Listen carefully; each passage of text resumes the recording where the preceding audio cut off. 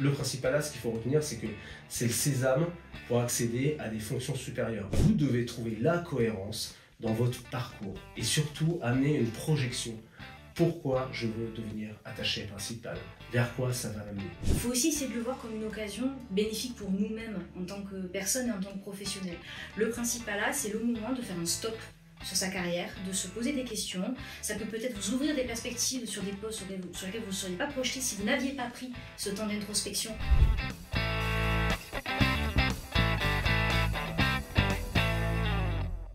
Bienvenue sur Ambition Publique, le podcast qui parle des fonctionnaires, de leur parcours, des missions et des conseils. Et aujourd'hui, un épisode hors série, un épisode sur l'examen professionnel d'attaché principal. Et je suis entouré de deux experts, Lauriane et Emmanuel. Bonjour David. Bonjour David.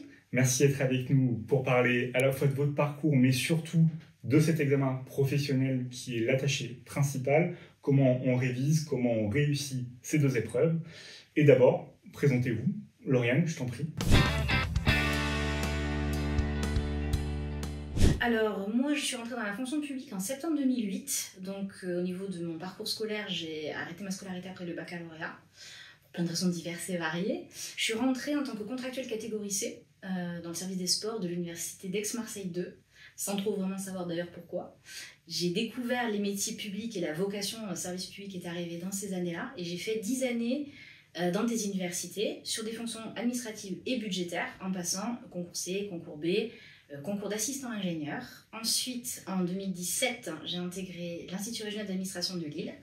À l'issue de ma scolarité, en septembre 2018, je suis arrivée à la Caisse des dépôts et consignations, et c'est là où je travaille depuis d'abord direction comptable et maintenant direction des risques du groupe, en tant que responsable coordination et pilotage de la performance. Merci. Et Emmanuel ?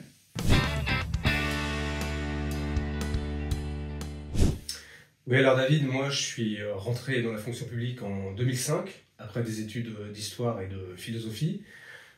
J'ai d'abord démarré en tant que catégorie B dans une sous-préfecture, et ensuite j'ai eu l'IRA en 2008. J'ai fait 15 ans à l'administration centrale du ministère de l'Éducation nationale, sur des fonctions essentiellement RH et budgétaires, parce que j'ai une double casquette. Donc voilà, j'ai eu le Principalat il y a 10 ans maintenant, donc j'ai progressivement gravi les échelons pour maintenant je travaille au ministère de l'Intérieur, dans un service qui s'occupe de la sécurité des centrales nucléaires en gendarmerie nationale, et je suis sur un emploi fonctionnel de conseiller d'administration de l'Intérieur et de l'Outre-mer, de Cayum. D'accord, donc deux profils un petit peu différents. Caisse des dépôts et consignations plutôt sur l'économie, gendarmerie plutôt sur de la sécurité régalien, même si l'éducation nationale pendant 15 ans. Pourquoi la fonction publique ? Alors, me concernant, c'est une vocation qui est arrivée après que j'y sois rentrée. Puisque, donc, quand j'ai 18-20 ans, pour des raisons diverses et variées, j'ai une enfance et une adolescence un peu compliquée, avec beaucoup de violences, de choses comme ça, qui font que je me retrouve à cette époque de ma vie, j'ai que le bac, et j'ai pas la capacité mentale, on va dire, de suivre des études. Je sais pas ce que je veux faire. C'est une période très très compliquée. Et j'entends parler d'un contrat, en fait, un CDD, dans une université, en tant qu'administratif, donc j'y vais vraiment pour payer mes factures, très, très concrètement. Et c'est un métier qui va beaucoup me plaire, parce que c'est très vivant, les universités, c'est un milieu où on rencontre beaucoup de gens. Je suis en contact direct avec les étudiants, vu la nature de mes missions. Ça me plaît.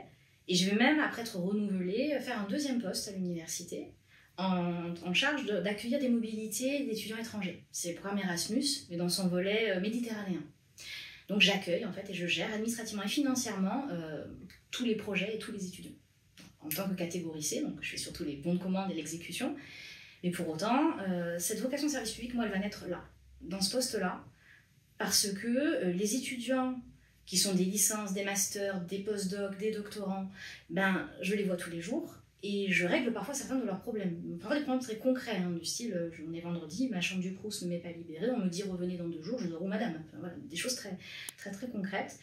Et ce sentiment que j'ai eu à ce moment-là, dans ce premier poste, d'être utile à quelqu'un, mais de façon extrêmement concrète, avec des gens qui viennent vous remercier. Sans vous, je dormais dans la rue. Grâce à vous, je vais reprendre mes études en rentrant chez moi. Ça m'a allumé une flamme, vraiment. Même si à l'époque, je ne l'ai pas perçu comme ça. Je le dis avec le recul des années. Ça a animé vraiment le sens du service public. Je l'ai vraiment senti à ce moment-là. Et à partir de là, ça a été OK maintenant. C'est le public. Déclencheur pour ensuite passer les concours en interne aussi. Oui, c'est ça, puisque j'ai fait 4 ans de contractuel catégorie C. Donc voilà, le temps 2. Et quand vraiment j'ai compris que voilà, non, en fait, c'est ça que je veux faire, et aussi j'ai eu le malheur de découvrir le budget, et je suis tombée amoureuse de la gestion budgétaire malheureusement. Voilà, en 2000, donc je suis rentrée en 2008, donc en 2012, je me dis ok, c'est bon, c'est vraiment ce que je veux faire, donc on va passer dans les concours. D'accord. Et ainsi de suite. Ok, donc expérience très pratique au début, qui t'allume vraiment une flamme, comme tu le dis, et puis tu nous raconteras, quand on parlera des épreuves, notamment du Principalat, un petit peu comment tu mets en valeur les expériences suivantes, puisqu'on ne fait pas que du terrain, que du pratique, notamment quand on est voire à Principal. Et toi, Emmanuel ? Donc moi, David, en fait, c'est un peu similaire à Lauriane, mon parcours, parce qu'au début, je voulais devenir enseignant de philosophie, et ça n'a pas fonctionné, hein. J'ai pas réussi au concours, donc je me suis tourné par des conseils d'amis vers l'administration. C'est pour ça que j'ai passé un concours de catégorie B, où tout de suite j'ai été mis dans le vif du sujet de l'action publique, hein, j'étais en charge de dossiers d'expulsion locative. Donc voilà, j'ai tout de suite saisi ce que voulait dire le régalien, enfin l'État, et ça rejoint un peu mes études de philosophie, puisqu'en fait, la conceptualisation de l'État, l'organisation de l'État, la manière dont il répond aux usagers, dont il prend en compte finalement toutes ces problématiques de la chose publique, a fait naître, comme Lauriane, en fait, en moi une flamme et une passion en fait, pour l'action publique, qui a grandi au fur et à mesure en allant en administration centrale et en réussissant justement cet examen professionnel du Principalat, mais on va y revenir, ce qui m'a donné en fait de plus en plus le goût pour le pilotage, finalement la participation au pilotage des politiques publiques. Voilà. Donc ça, c'est un élément essentiel, et cette passion grandissante pour moi, pour l'État et la manière dont il se met en œuvre au niveau de la société, voilà, est de plus en plus croissante, et on pourra y revenir après sur les conseils aux candidats. Très bien, et avant de revenir plus en détail, peut-être pour donner plus de chair à vos deux parcours, 2005-2008, donc on est quand même sur de longues années d'expérience que vous êtes prêts, en tout cas, à témoigner aujourd'hui. Un souvenir personnel marquant, Lauriane ? Alors oui, j'en ai un qui m'a particulièrement touchée, donc qui était dans le dernier poste que j'ai occupé avant de faire les IRA. Donc on est sur l'année 2012 à peu près. Donc je suis responsable à ce moment-là, je suis assistant ingénieur, je suis catégorie A, je suis responsable du service financier d'une faculté. Et ça fait donc à peu près 10 ans que je fais du financier. Et donc dans le financier, on apprend à dire beaucoup non, c'est pas possible, il n'y a pas d'argent. C'est très caricatural, mais c'est vrai que l'enseignement sup ne croule pas sous les milliards, et on est très souvent amené en tant que budgétaire à dire non, c'est compliqué. Et il y a un moment où mon doyen me dit qu'il souhaite organiser une cérémonie de remise des diplômes de master pour les étudiants. Les masters, on les envoie par courrier, hein, ils ne sont pas donnés à quelqu'un. Et moi, mon premier réflexe, c'est de dire non, mais on n'a pas d'argent, enfin, je veux dire, à quel moment je peux faire ça ? Si, vous allez voir, c'est une bonne idée. Bon, donc à partir de là, je vais voir ma collègue, la chargée de com, ok, on va essayer de voir ce qu'on peut faire. Mais j'y vais vraiment à reculons, je vois pas l'intérêt. Pour autant, on réussit à organiser la cérémonie, j'y participe évidemment, et on prend notamment je sais plus comment ça s'appelle, mais c'est un appareil photo qu'on loue en fait, où les gens peuvent prendre des photos et ça leur sort la photo immédiatement. Une sorte de photobooth. Exactement, ils repartent avec. Bon. Et à la fin de la soirée, quand pratiquement tout le monde est parti, on voit en fait un petit attroupement devant la machine avec ma copine chargée de com, et on y va, et on voit ce que c'est. Et c'est en fait une dame qui avait toute sa famille avec elle et qui nous dit écoutez, normalement c'est 1 à 2 photos par personne, est-ce qu'on peut en prendre un peu plus ? Bon, on voit qu'il en reste, on lui dit ok madame, faites-vous plaisir. Et pendant qu'ils font les photos, on discute avec son fils, du coup, qui était là, et qui nous raconte l'histoire de cette dame. Et qui nous dit, voilà, c'est ma mère qui a passé le diplôme, elle n'a pas pu suivre quand elle était jeune, elle s'est sacrifiée toute sa vie pour nous. C'était son rêve de reprendre ses études à la retraite. Quand elle a su qu'il y avait la cérémonie, elle nous a tous invités, parce qu'elle était fière, en fait, tout simplement d'avoir réussi ça. Et on avait acheté des écharpes et des chapeaux à l'américaine, pour faire un truc un peu marrant. Et quand moi j'ai entendu ça... mon cœur a fondu, quoi. Enfin, je me suis rappelé pourquoi je faisais ça, en fait. Parce que, après, on a mis les chapeaux sur le bébé, enfin, on est resté avec, on est parti, c'était n'importe quoi. Mais cette soirée-là, rien que pour cette dame, il fallait qu'on la fasse, en fait. Et ça m'a fait me dire, n'oublie plus jamais, quoi. N'oublie plus jamais.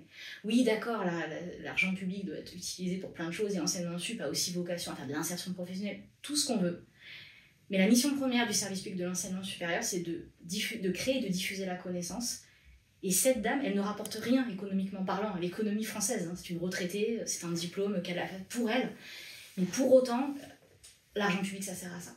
Et j'ai cette leçon que je me suis prise, au bout de 10 ans, j'avais un peu oublié ce côté, et ça a été une leçon que j'ai plus jamais oubliée, alors qu'en plus, mes fonctions maintenant sont très éloignées du terrain, j'ai plus d'usagers dans mon bureau, mais vraiment, j'en pleure encore presque tellement cette soirée-là. C'est vraiment quelque chose qui m'a beaucoup marqué. Tu nous as partagé cette belle émotion. Attention Emmanuel, parce que là, elle a mis la barre très très haute. Quel est toi ton souvenir personnel? Alors, moi, je suis désolé parce que je vais raconter une anecdote un peu moins altruiste en fait, que Lauriane et qui est plus liée à une ambition personnelle et au fait aussi d'avoir été attaché principal. J'ai une anecdote l'année dernière au sein de mon service de la sécurité des centrales nucléaires où j'ai été invité en fait par un sous-préfet en Normandie à participer à un comité d'administration régionale, en fait, un CAR qui réunit en fait des préfets, des directeurs régionaux, que ce soit l'INSEE, la rectrice d'académie, et donc on avait même aussi la directrice de la DGFP, la Direction Générale de l'Administration et de la Fonction Publique, qui était là, et puis je me retrouve à présenter mon service. Alors, ça peut paraître anodin, mais en fait, présenter son service devant des cadres dirigeants de l'État, devant vraiment un aéropage d'A+, ils étaient à peu près une quinzaine.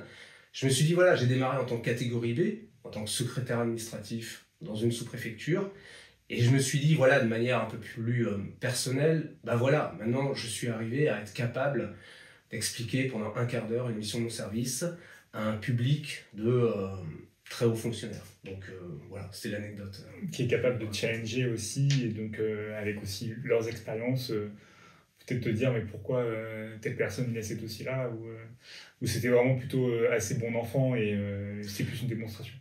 Alors après c'était plus une démonstration, mais ils étaient très intéressés en fait par l'émission là où je travaille, du commandement pour la sécurité nucléaire.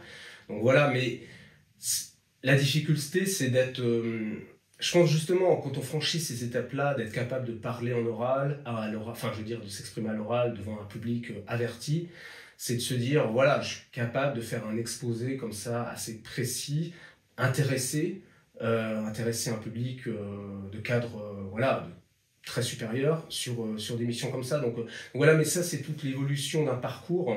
C'est ce qu'on va y revenir plus tard. C'est le fait d'être aguerri progressivement à cette préparation à l'oral qui fait qu'on en arrive progressivement à développer ce type de faculté. Tout en gardant à l'esprit sur des questions budgétaires, on travaille avec Lauriane aussi, qu'on ne dit pas non à tout. En tout cas, on se pose la question peut-être. On apprend à dire non, sans dire non, mais tout en le disant. Très bien. Je me rends compte qu'on n'a pas forcément, lors de la présentation, insisté sur un point. C'est aussi pourquoi vous êtes là et pourquoi vous êtes légitime à donner des conseils. Non pas parce que vous avez été recommandé par l'association des anciens élèves des IRA, avec qui, bien sûr, Ambition Publique travaille, mais aussi parce que vous êtes soit mentor, soit membre de jury de l'examen du Principalat. Et donc, vous avez ce regard un petit peu, vous en avez lu des RAEP, vous en avez fait passer des épreuves l'oral. Voilà peut-être juste un aperçu de ce que vous faites à côté sur l'examen du Principalat. Alors moi, ce que je fais donc au niveau de la Caisse des dépôts, je suis jury conceptrice de sujets sur les catégories C et les catégories B pour les examens professionnels. Et j'ai lancé il y a 3 ans maintenant le mentorat du Principalat, donc au sein de la communauté des attachés de la Caisse des dépôts. Donc je coordonne cette petite communauté de mentors qui mentorent des attachés qui veulent passer le Principalat. Donc ça repasse de la lecture du RAEP vraiment au cordeau jusqu'aux oraux blancs. Donc effectivement, j'en ai vu quelques-uns. Et toi, Emmanuel ? Alors en fait, moi tout d'abord, je suis jury officiel du Principalat pour le ministère de l'Agriculture.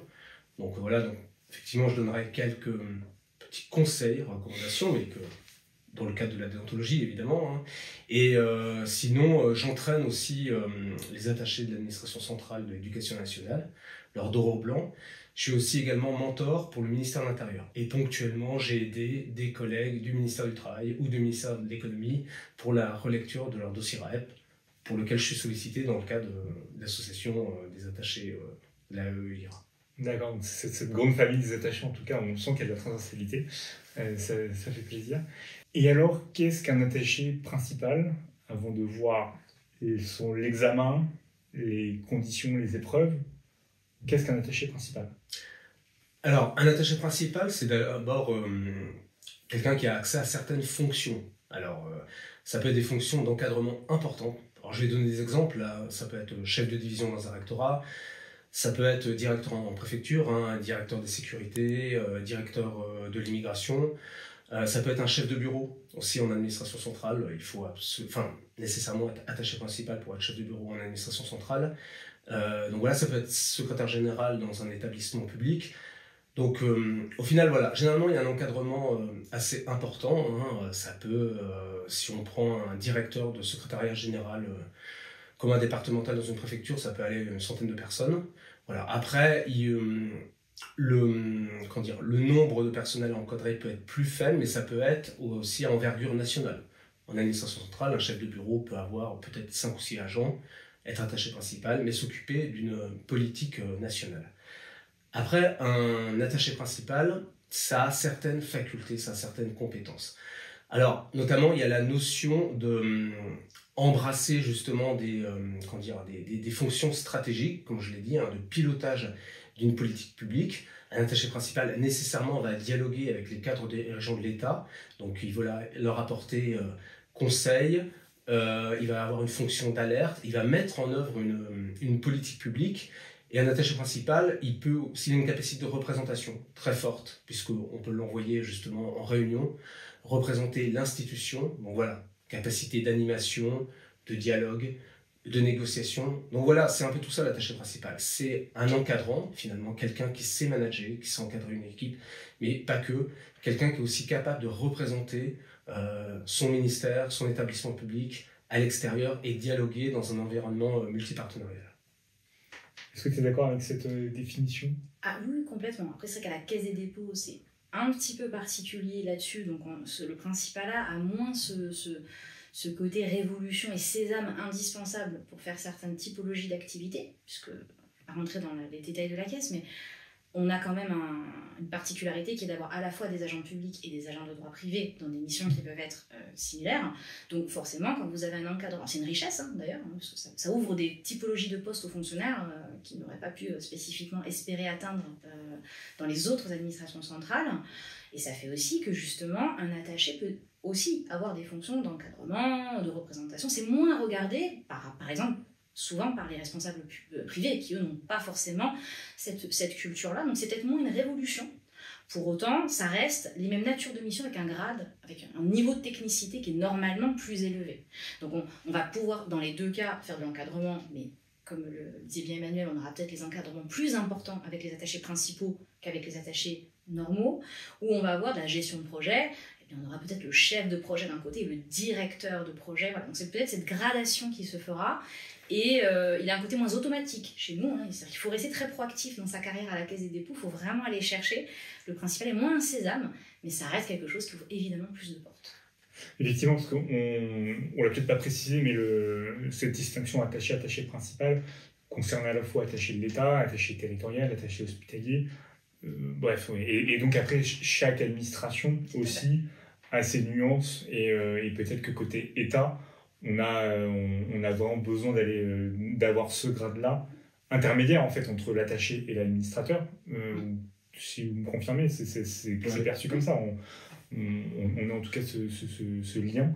Et d'ailleurs, ton expérience où tu présentais ce service-là aux administrateurs, aux gradés, voilà, en tout cas, montre bien que tu te retrouves sur des missions où tu dois avoir cette transversalité, cette représentation de ton service, de ta direction. D'accord. Donc on est sur des missions d'encadrement supérieur, en termes de pilotage, des exigences plus lourdes, des contraintes peut-être aussi. Est-ce que vous avez des exemples peut-être de contraintes ou en tout cas de monter en puissance en termes d'heures de travail, en termes de charges? Alors oui, moi je peux dire que quand je suis devenu attaché principal, j'ai changé de poste à l'issue de la réussite à l'examen professionnel et ensuite je suis passé adjoint chef de bureau, donc en administration centrale. Donc j'ai senti la différence en termes de volume de travail, de disponibilité. Et ce qui est important aussi, c'est qu'un attaché principal, il doit être capable de synthétiser rapidement de l'information. C'est essentiel parce qu'en fait, vous multipliez les sujets. Alors le nombre de mails, forcément, vous imaginez bien, il est multiplié par 3 ou par 4. Et donc voilà, je prends par exemple mon cas qui est une double casquette RH et budgétaire, où j'encadre finalement des bureaux budgétaires, RH, logistique, immobilier. Vous êtes en capacité finalement de répondre à un cadre dirigeant très rapidement, de manière très concise, très pragmatique. Et donc, si vous voulez, la différence, elle est là. C'est-à-dire qu'un attaché, il va être, en tout cas en administration centrale, chargé d'une mission particulière, ou en déconcentré, il va être en gestion d'un bureau en particulier. Mais là, vous prenez plus de hauteur. C'est ce qu'on appelle la fameuse hauteur de vue dans les rapports de jury. C'est la capacité à synthétiser, à englober et à répondre rapidement, en fait, aux questions posées. Donc la différence, effectivement, elle est là. Et je dirais en complément là-dessus qu'effectivement, c'est ça qu'il faut bien avoir en tête, mais c'est valable au sens général du parcours de progression. Moi, Emmanuel et moi, on a démarré au plus bas de la pyramide, entre l'essai, l'épée, puis le petit A qui était l'assistant ingénieur dans mon cas, puis l'attaché, puis le principal.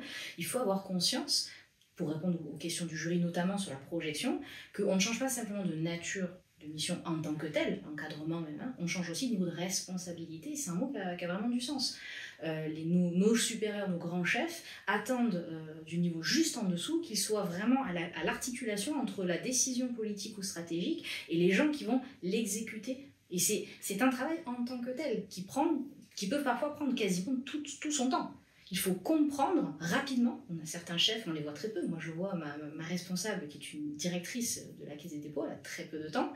Quand elle vous parle, il faut comprendre. On ne va pas lui faire répéter 15 fois pour être sûr d'avoir bien compris. On prend, on note, on traduit ça en ambition et ensuite, on va aller activer tous les leviers pour atteindre son objectif. Donc, c'est vraiment quelque chose qu'il faut avoir en tête quand on se lance dans le concours ou l'examen professionnel. On va vraiment changer le monde. Changer le monde, c'est... Deux mondes. Changer le monde, c'est le mantra de tous les fonctionnaires. Bien sûr. Et alors, avant de rentrer dans le détail de ces deux épreuves, combien ça gagne un attaché principal? Cette différence qu'il y a quand on réussit cet examen, ça se traduit comment? Alors, la différence en termes de rémunération, alors il y a la partie des primes dans la rémunération et ça, elle va varier en fonction de là où on travaille. Donc, c'est pas ça qui va forcément jouer.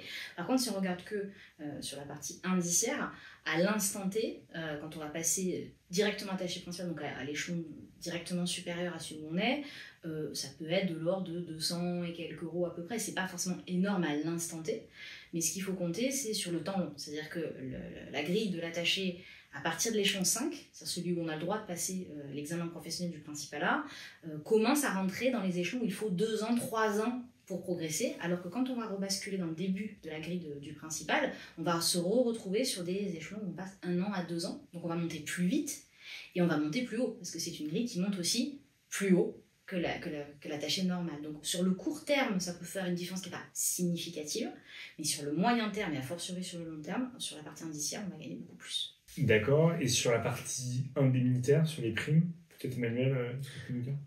Alors en fait, sur la partie indemnitaire, le fait d'avoir le principalat donne accès à d'autres emplois. Alors il y a par exemple des emplois fonctionnels qui sont administrateurs de l'éducation nationale ou conseillers du ministère de l'Intérieur ou conseillers de la transition écologique, sur lesquels finalement vous allez pouvoir gagner en indemnitaire et puis progressivement, en fait, l'attaché principal va être éligible au 3e grade du corps des attachés, qui est l'attaché hors classe.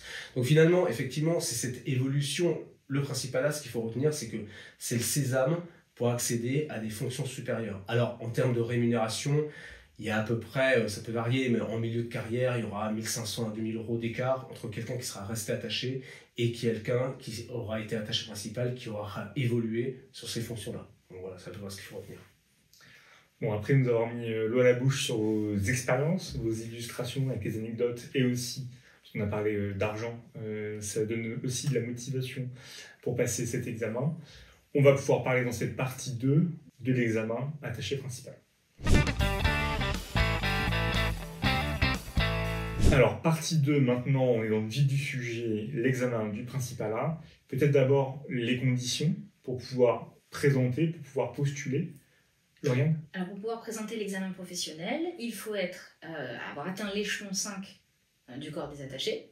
Et il faut avoir 3 années de service effectif en catégorie A. Et le mot qui compte, c'est effectif, ce qui veut dire que les années de formation, comme l'année d'IRA, ne comptent pas. C'est un corps de A pourtant, mais ce n'est pas du service effectif. C'est vraiment 3 années de travail propre. Alors, ce qu'on peut rajouter, c'est que effectivement, si vous sortez de l'IRA, par exemple, vous étiez en externe, vous pouvez le passer au bout de 6 ans, à peu près. Et évidemment, si vous aviez une expérience en interne et que vous remplissez les conditions, vous pouvez les passer avant. Ce qu'on peut rajouter, c'est donc sur les conditions statutaires, c'est qu'après d'expérience, il vaut mieux avoir fait 2 postes, effectivement, pour présenter le Principalat. Sachant que tous ceux qui s'inscrivent au Principalat passent justement l'épreuve orale, hein, puisqu'il n'y a pas d'épreuve d'admissibilité, on est tout de suite sur une épreuve d'admission, une épreuve orale. Alors cette épreuve orale, elle est la même pour tous les ministères, puisque le corps des attachés est un corps interministériel. Alors cette épreuve orale, elle consiste en 10 minutes de présentation et 20 minutes de questions. Alors il faut savoir qu'avant, le candidat aura envoyé un dossier de reconnaissance des acquis de l'expérience professionnelle, le dossier RAEP, qui s'est développé dans la fonction publique, et le jury, à l'issue des 10 minutes de présentation du candidat, partira, ses premières questions porteront sur le dossier RAEP. Voilà. Donc le dossier RAEP n'est pas noté, ce n'est pas une épreuve en tant que telle, mais effectivement, c'est le début de la conversation avec le jury. D'accord, donc attardons-nous peut-être sur ce dossier RAEP, ce joli acronyme que tout fonctionnaire en tout cas aura forcément entendu. Comment il se présente ce dossier? Combien de temps on met à le préparer correctement, convenablement? C'est le mot.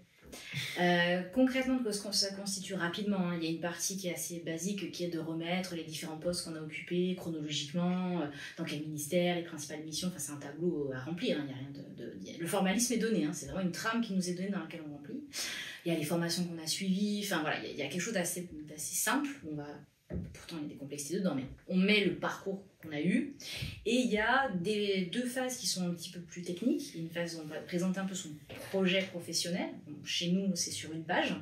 Et on a, chez nous aussi, parce que là, c'est peut-être un peu plus différent, je ne sais pas, mais 2 pages où on va présenter un projet professionnel, une expérience professionnelle en particulier qui nous a marqué. Et on va expliquer quel rôle on a joué dedans, qu'est-ce qu'on en a tiré, qu'est-ce qu'on a appris, qu'est-ce qui s'est bien passé, qu'est-ce qui s'est mal passé. C'est à peu près ça.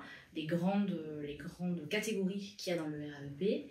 Et avant de laisser Manuel compléter, moi je dirais que le premier des conseils déjà pour bien le remplir, c'est de bien le remplir. Ça a l'air tautologique comme ça, mais ce n'est effectivement pas noté. Toutes les personnes qui vont envoyer le RAEP vont quand même passer à l'oral. Et l'erreur majeure, la première erreur que font la plupart des gens, c'est parce que ce n'est pas noté, de considérer que ce n'est pas important et qu'on peut, on remplit bêtement ce qu'on a mis, on met 3 mots-clés avec pilotage, coordination et adaptabilité et on l'envoie parce que de toute façon, c'est pas important et c'est l'erreur de base parce qu'il sert au jury et pour tout un tas de raisons, c'est fondamental. Il sert au jury à se faire des questions. Donc tous les mots qu'on va mettre dans le RAEP peuvent être source de questions. Donc il faut mettre des mots intelligemment. Il faut éviter de mettre des mots dont on ne maîtrise pas le sens parce qu'on peut se faire interroger dessus. Et on nous demande aussi dans la partie sur notre parcours d'expliquer pourquoi on est là et pas ailleurs, où on veut aller, pourquoi, comment. Et ce travail de réflexion sur son parcours, en faisant le RAEP, on le fait. Donc indirectement, on prépare déjà son oral en préparant bien le RAEP. Ce fameux triptyque que tu as donné, je pense que tous les attachés s'y insèrent dedans, pilotage, adaptabilité, conception, bien sûr. Le RAEP, on est revenu sur sa structure, et donc forcément, quand on entend que vous en avez lu beaucoup, comment on détecte le candidat qui l'a bâclé du candidat qui l'a vraiment minutieusement préparé, qui chaque mot est choisi? Voilà, c'est quoi un petit peu quels sont les points rouges? Alors, moi, ce que je voudrais d'abord ajouter en préambule, c'est dans la rédaction du dossier RAEP, il ne faut pas se perdre dans les détails. Parce qu'en fait, il ne faut pas oublier qu'un membre de jury, il a finalement assez peu de temps pour lire les dossiers RAEP. On va dire qu'il a à peu près 1 semaine et demie, 2 semaines, mais il fait ça généralement en plus de ses fonctions qui sont très importantes. Hein. Vous avez dans un jury du Principalat des inspecteurs de l'administration, des administrateurs de l'État, d'autres attachés principaux. Donc, il faut que le candidat ait ça en tête. Il faut tout de suite donner quelque chose d'intéressant au jury. C'est hyper important. Donc, ne pas se noyer dans les sigles, ne pas se noyer dans les détails. Alors, après, il y a 2 parties dans ce dossier RAEP. Il y a l'exposé des fonctions. Alors, l'exposé des fonctions, ce qui a toujours été dit et ce qui est vrai d'autant plus, c'est que ça ne doit pas être un exposé des fonctions linéaires. On doit trouver une cohérence, enfin en tout cas vous devez trouver la cohérence dans votre parcours et surtout amener une projection. Pourquoi je veux devenir attaché principal? Vers quoi ça va m'amener? Et le mot sésame, principalat est un sésame, c'est un mot important parce qu'effectivement, cet examen professionnel va vous donner accès à des fonctions supérieures. Il faut que ça apparaisse tout de suite dans votre présentation. Montrer que vous avez un parcours cohérent. Je vais donner un exemple. Par exemple, vous pouvez avoir fait de la RH, mais vouloir découvrir un autre domaine, un domaine budgétaire en prenant des fonctions supérieures. Ou alors, vous pouvez, par exemple, vous êtes dans l'achat public, vous pouvez professionnaliser en devenant responsable dans l'achat public. Mais en tout cas, il faut voir tout de suite là où vous voulez aller avec cet examen professionnel. Parce qu'au final, l'administration va détecter un potentiel. Ce qui est important, c'est de voir le potentiel. Pourquoi l'administration va investir sur vous, va miser sur vous, et ça, à tout âge. À tout âge, tu fais bien de le préciser aussi. Tout à fait. Alors après, bon, il y a des trucs tout bêtes, hein, ça mange pas de pain de le dire quand même, mais bon, c'est l'orthographe et la syntaxe, c'est tout bête, hein, mais un dossier pas clé, ça se voit aussi parfois au fait qu'on a laissé des fautes d'orthographe en quantité, hein, je parle pas de une qui s'est perdue, mais beaucoup, des fautes de syntaxe ou des phrases pas forcément bien terminées, des problèmes de typo, donc ça c'est tout bête, mais il faut y accorder du temps. Et comme le dit très bien Emmanuel, en fait, ce qu'on vous demande, c'est une capacité pour le jury de se rendre compte s'il y a du potentiel chez vous. Il faut lui donner envie de vous embaucher, si je devais résumer. Hein, c'est un peu ça. Et il y a beaucoup de dossiers, là, en plus, on est en plein dedans, là, parce que c'est le principal bientôt à la caisse. Les premiers jets des collègues, on voit qu'ils n'ont pas pensé à qu'est-ce que je veux raconter, pourquoi je suis là. Pourquoi je suis devant vous, en fait? Quel est mon parcours? Quel est le sens? Pourquoi je fais de la RH? Qu'est-ce que j'ai aimé là-dedans? J'ai fait 4 ministères différents. Est-ce qu'il y a un fil conducteur? Ou pas? Mais si on n'a pas, on l'assume. Et en fait, on voit souvent, voilà, un premier jet, voilà, je suis adaptable, je suis rigoureux, encore heureux, merci. Enfin voilà, des choses qui sont assez bateaux, des phrases un peu comme ça qui ne veulent rien dire, où on a mis les mots compte triple de pilotage, de coordination et de management et d'encadrement. Mais quand je creuse, j'y ai rien en fait. Et Emmanuel aussi dit un truc intéressant, c'est que le jury a peu de temps et il a aussi beaucoup de RAEP à lire. Donc il va au début en première lecture pas passer beaucoup de temps. Mais quand vous en lisez 30, 40, 50, je suis adaptable, je suis rigoureux et je suis polyvalent, ça vous fatigue humainement parlant. Hein. Vraiment, non, mais il y a un effet chez le jury quand on est trop bateau, quand on est trop premier degré, quand on est trop général et qu'on... Voilà, ben, enfin, next, il y a vraiment cet effet, mais c'est humain, j'en ai marre de lire la même chose. Lisez beaucoup, alors ça c'est un conseil aussi de base, hein, les rapports de jury, ça c'est vrai dans tout concours hein, et dans tout examen professionnel, et vous constaterez que très souvent, les jurys mentionnent que les rapports sont stéréotypés, structurés autour des mêmes thématiques, du même sens chronologique, et mon parcours s'inscrit dans une logique de progression. Enfin, oui. Heureusement. Oui, encore heureux, bien sûr, et c'est le cas de beaucoup d'entre nous. Donc, c'est rébarbatif et c'est pas original. Vous venez vous vendre vous. Et il y a ce vrai côté introspection sur son parcours professionnel. Pourquoi je suis là et pourquoi je suis pas ailleurs? Qu'est-ce que j'aime faire? Pourquoi j'aime faire ça? Et pourquoi j'aime pas faire d'autres choses? Et un dernier petit point pour pas en faire trop, parce que il y a il y a le côté indirect d'évaluation. Sur un attaché et un fortiori un attaché principal, on veut évaluer la capacité à encadrer, la capacité à synthétiser, la capacité à donner du sens aux actions. Et si dans le RAP, je ne vois pas ça, je ne vois pas du sens, je ne vois pas une capacité de synthétiser, ben ça me donne déjà un 0,25 ou un 0,5 d'a priori négatif sur le candidat, qu'il pourra peut-être contrer à l'oral, mais c'est toujours mieux de partir avec un plus 0,5 qu'avec un moins 0,5. Et il faut comprendre le jury. Je veux des gens capables de se projeter, capables de synthétiser, capables de donner du sens à l'action publique, et ils ne sont pas capables de donner du sens à leur propre parcours. Alors, ce que je voudrais rajouter aussi, Lauriane, je te rejoins tout à fait, c'est sur le fait que finalement, effectivement, il faut éviter les mots valises ou les mots bateaux, et chaque poste est intéressant. Parce que souvent, ce qui revient, c'est des candidats qui disent « Ah oui, mais moi, mon poste n'est pas intéressant » ou « Mon poste ne dispose pas d'encadrement, je suis chargé de mission ». Mais en fait, il faut mettre en valeur, plutôt que parler de conduite au projet, de management, en quoi votre action, dans le grand tout de l'action publique, elle est intéressante, même parfois sur des fonctions qui peuvent vous sembler finalement soit dérisoires, soit n'ayant pas grand intérêt. Mais en fait, tout est intéressant, c'est la manière dont vous allez le mettre en valeur, vous allez le dire. Je voudrais revenir aussi sur, par exemple, des chiffres. Il ne faut pas hésiter à donner des chiffres. Par exemple, effectivement, si vous encadrez, combien de personnel vous encadrez, voilà, de quelle catégorie ils sont, aussi sur les budgets. Gérer un budget, par exemple, avec plusieurs millions d'euros, certains agents ne s'en rendent pas compte, mais c'est quelque chose d'hyper important. Il y a des personnes qui gèrent des budgets de 100 000 euros, par exemple. Donc au final, c'est ça qu'il faut mettre en avant, c'est intéresser le jury. Faites voir que votre problématique d'action publique, elle est en soi intéressante. C'est pour ça qu'il faut la remettre dans un contexte. C'est pour ça aussi qu'on demande à l'attaché principal ce mot qui est un peu connoté négativement, parfois, par les candidats, la hauteur de vue. La hauteur de vue, c'est quoi? C'est remettez dans le contexte de l'action publique. En quoi vous allez dans la rue, vous allez raconter ça à un citoyen, il va vous dire mais c'est hyper intéressant ce que vous faites. Voilà. Et peut-être que parfois, quand on a la tête dans le guidon, on s'en rend pas bien compte. Alors après, attaché principal, on parlait justement de rémunération, on fait pas ça que pour avoir un grade ou une rémunération supplémentaire, même si on va pas se le cacher, hein. Je veux dire, c'est un leitmotiv pour beaucoup de candidats, mais c'est aussi pour avoir accès à autre chose et accès à ce pilotage de l'action publique auquel moi j'ai tant voulu participer justement durant ces années en donnant cet examen. Hauteur de vue, ça veut aussi dire prise de recul sur son propre parcours. Comment, quand on n'a que 5 ans d'ancienneté, 5 ans de service au sein d'une administration, on est capable de prendre du recul sur son parcours quand on n'a fait que 2 postes, je sais pas, juriste, puis après budgétaire? Alors, il ne faut pas croire forcément que parce qu'on a 30 ans ou 20 ans, on est plus capable de prendre du recul sur son parcours. Honnêtement, depuis le temps que j'accompagne des collègues, c'est pas forcément vrai. C'est très difficile de prendre du recul sur son parcours. Et même moi, quand je fais mon RAEP, alors que je sais à peu près les tricks, toute seule, j'y arrive pas. Hein. C'est très très difficile.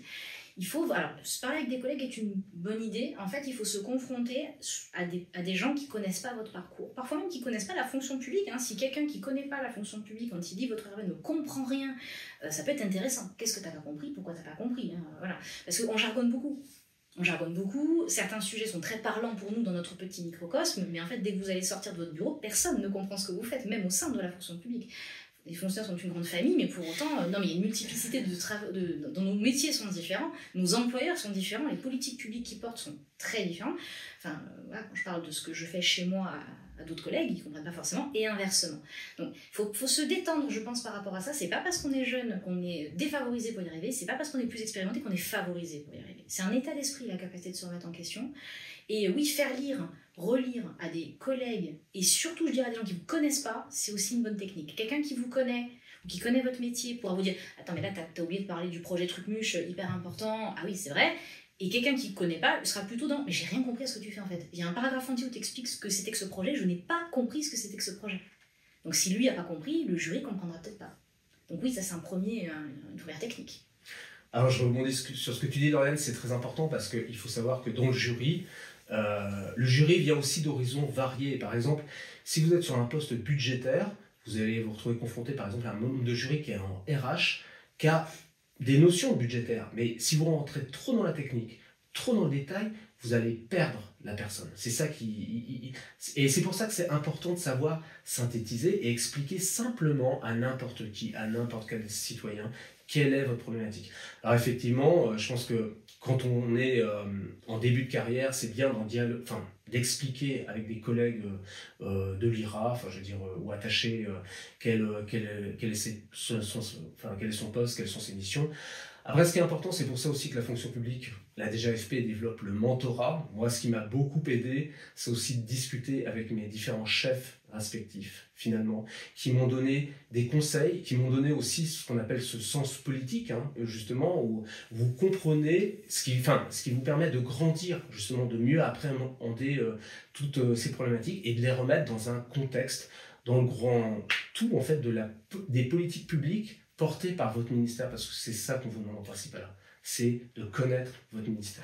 Et c'est d'autant plus important de pouvoir se sortir de l'opérationnel. C'est-à-dire que quelqu'un de très expérimenté peut avoir plus de difficultés d'ailleurs à se sortir de l'opérationnel, parce que ça fait 20 ans qu'il fait ça, puisqu'on demande de l'adaptabilité. Le corps des attachés, c'est un SIGEM, donc potentiellement on peut vraiment bouger dans beaucoup de politiques. Il faut qu'on montre l'adaptabilité, c'est pas qu'un mot, c'est une vraie capacité à donner du sens à ce qu'on fait, au-delà de la technicité du sujet. Donc, encore une fois, on démontre indirectement, quand on sait prendre de la hauteur et qu'on sait inscrire nos actions, dans la journée, parfois, on fait des choses qui sont très opérationnelles et où la politique et la stratégie est très loin Et pour autant, il faut que dans la tête, on soit capable de montrer qu'on sait pourquoi on travaille. Donc, c'est très très important d'être capable de faire ça, vraiment.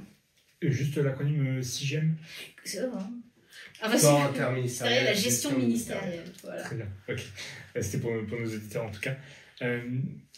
Ok, donc sur cette prise de recul et ces différents conseils, et dernière question sur ce RAEP, cette dernière partie qui contient l'illustration assez importante, une page, 2 pages peut-être d'un projet, comment on le choisit, voilà, comment on arrive à dénicher dans son expérience professionnelle l'exemple, le sujet. Un des conseils qu'on donne en général, c'est d'essayer de ne pas sortir un exemple qui est trop vieux par rapport à la date maintenant où on travaille. Même si vous aviez le meilleur projet de l'univers, mais qui date d'il y a 10 ans, ça va donner une impression au jury que depuis 10 ans, rien ne s'est passé. Donc on peut rester sur 2 ans, aller voir 3 ans. Moi j'ai des collègues qui ont travaillé sur la crise Covid, par exemple. Bon, ça reste quand même quelque chose de majeur et d'intéressant. Au-delà, c'est dangereux. Ça laisse un a priori au jury qui ne s'est rien passé depuis. Donc, le premier critère, c'est de rester quand même dans quelque chose de relativement fréquent. Ça peut ne pas être dans votre poste actuel, ça peut être dans un poste d'avant. Il ne faut pas que ça soit trop vieux. Après, pour choisir, il y a plein de critères. Sujet porteur, je parlais de la crise Covid par exemple, c'est un sujet porteur, où vous avez occupé une place importante, chef de projet, vous avez managé quelque chose, ça peut être ce genre de sujet, ou un succès important et facilement objectivable même, je dirais, parce que on a significativement amélioré le processus. Ça ne veut rien dire, on parlait des phrases qui ne veulent rien dire, ça ne veut pas dire grand-chose. Je sais pas, j'ai diminué le temps de traitement des dossiers de 45% en 1 an. Ok, mais par rapport là il y a quelque chose. Okay. Voilà. Mais en tout cas, c'est un chiffre. Donc j'ai fait vraiment mon action à quelque chose de très fort et sur lequel je vais pouvoir baser que donc j'ai été efficace quand je l'ai mené. Oui, alors ce qu'il faut, là où il faut insister, ce qui est important effectivement, pas de mots bateau, pas de mots valise, et tout de suite donner des exemples, rentrer dans le concret. Alors, effectivement, c'est plus facile quand on a été sur des sujets porteurs. Je vais donner un exemple. Une fois, on a eu une candidate au Principalat qui s'occupait de la crise agricole. Donc forcément, crise agricole, gestion de la crise agricole en préfecture, voilà, réunion avec les représentants des agriculteurs. Voilà, tout de suite, sujet hyper intéressant qu'elle a su illustrer, mettre en valeur de manière synthétique, de manière à ne pas me noyer, et justement à pouvoir qu'on puisse rebondir dessus. Un autre exemple, quelqu'un qui était finalement dans un collège, en fait, gestionnaire dans un collège, qui a mis en place un process de dématérialisation avec des exemples, justement, dématérialisation de certains dossiers, raccourcissement des délais de transmission. Enfin voilà, tout de suite, il faut donner de l'intérêt à ce que vous faites, et donc ça c'est hyper important de donner un exemple tout de suite. Alors après, là où je dois insister, c'est qu'il y a la problématique de ceux qui disent oui mais moi j'ai pas mené d'action signifiante, enfin j'ai rien à mettre de spécial en fait dans mon dossier, et ça va être compliqué parce que finalement à part mettre quelque chose d'assez fourre-tout, voilà, ça va être complexe. Après, même si on n'encadre pas, c'est-à-dire on peut toujours essayer au sein de son poste de proposer à sa hiérarchie une idée, une innovation, enfin voilà, quelque chose qui puisse améliorer le process. Même sur des choses qui peuvent vous sembler complètement finalement anodines. Prenons un exemple, la santé et sécurité au travail. Parfois, c'est vu comme de manière, enfin je veux dire, accessoire. Alors que pas du tout, c'est essentiel, c'est la responsabilité de l'employeur public, c'est le dialogue social, hyper important de mettre en exemple justement le dialogue social avec les organisations syndicales. Enfin voilà, c'est des petits exemples pour donner du relief et donner de l'intérêt à cette deuxième partie. Et en complément de ça aussi, il ne faut pas s'oublier, c'est moi dans ce projet. L'une des erreurs aussi que je vois quand je relis les premiers jets, c'est 2 pages qui me décrivent le projet. Qui me décrivent le contexte, qui me décrivent la problématique, qui me décrivent en gros ce qu'on a fait, ce qu'on a fait, ce qu'on a fait, et ce qu'on a obtenu. Et toi là-dedans, toi concrètement, qu'est-ce que tu as fait? Et ça, c'est une première erreur aussi à éviter. Même sur des projets d'envergure plus petite. Alors, c'est sûr qu'effectivement, si on est sur des projets très porteurs, vraiment on a piloté quelque chose, on a encadré une équipe, bon, c'est la voie royale, c'est l'autoroute, c'est parfait. Mais même au sein de notre travail habituel, si on prend un exemple, c'est moi là-dedans. Parce que même sur un projet de petite envergure, si on a pris en charge un petit sujet voilà, de dématérialisation, quelque chose qui peut être très simple, tous les sujets de démat ne sont pas des gros sujets, mais c'est vous qui l'avez fait, vous avez proposé aux responsables de faire ça, rien que ça. C'est moi qui ai suggéré à mon supérieur de faire quelque chose. Mais très bien, vous avez suggéré quelque chose, vous avez pris en main. J'ai organisé, j'ai regardé, j'ai proposé, j'ai obtenu. Soit à l'intérieur. du projet. Votre rôle à vous, ça a été quoi? Aussi petit qu'il puisse être, parce qu'on n'est pas toujours en position de pilotage, mais peu importe. C'est vous que vous devez mettre en valeur. Pourquoi? Qu'est-ce que vous avez fait? De quelle manière vous l'avez fait?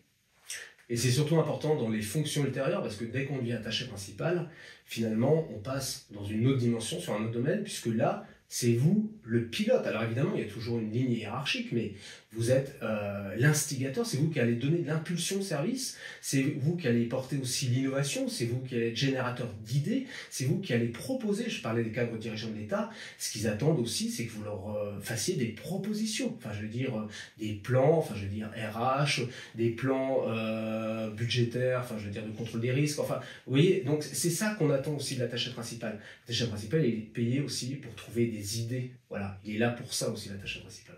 Pour le RAEP, une fois qu'il est finalisé, d'un point de vue calendrier, on est à combien de temps avant de passer à l'oral, quand on doit l'envoyer pour le jury? Quelques semaines. À peu près? Quelques semaines? Oui, quelques semaines, oui. Donc on prépare en même temps sa présentation, 10 minutes pour le jury? Alors, il n'y a pas de règle, mais selon moi, si on fait bien le travail du RAEP sur cette partie projection de parcours, oui, de facto, on commence déjà à préparer son 10 minutes. Après, c'est 2 exercices différents, hein, donc voilà, mais pour autant, oui, on commence forcément, on réfléchit sur son parcours, ça va nous donner des billes, des idées, des briques qu'on met dans un coin, dont on va voir si on s'en resserre tout ou partie, enfin surtout tout et pas pour les 10 minutes. Et alors, comment ça se présente ces 10 minutes de présentation? Oui. Qu'est-ce que vous avez... que vous retenez souvent qui fonctionne, le plan type, comment on présente ses expériences? Alors déjà, si je peux justement là-dessus, pour moi, le plan type, il n'y en a pas. Okay. L'une des erreurs aussi, et on lit dans les rapports de jury, c'est les mêmes remarques, c'est des présentations stéréotypées, en 3 parties, avec thèse, antithèse, synthèse, avec mon parcours a commencé, puis il a continué, puis maintenant j'en suis là. Et c'est vrai que le plan chronologique, il est déjà un peu difficile à mettre en œuvre. Oui, voilà, en plus, mais même, il y a des gens qui vont... J'ai structuré mon parcours autour de 3 compétences clés. Voilà, toujours le triptyque, hein, on est vraiment sur thèse, antithèse, synthèse. Donc le plan type, c'est déjà une erreur. Encore une fois, c'est de nous dont on parle. Et chaque parcours est différent. Il y a des gens qui ont des parcours assez cursus honorum, effectivement, très bien, dont acte, hein, mais pour autant que vous avez bien cherché à, dès le début, si je calque avec moi par exemple, dès le début, il y a des gens, dès la licence, ils se destinent à ces métiers-là, c'est très bien, mais pourquoi du coup? À l'inverse, moi pas du tout. Donc on est différents. Donc, il n'y a pas de plan type selon... Il y a des grandes typologies de plans, bien sûr. Mais c'est en fonction de son propre parcours et de ce qu'on a envie de dire. Et il ne faut surtout pas que ce 10 minutes soit un copier-coller du RAEP. Clairement, il faut s'en détacher parce que ça aussi, le jury, vous lui avez déjà donné des éléments, il veut autre chose. D'accord.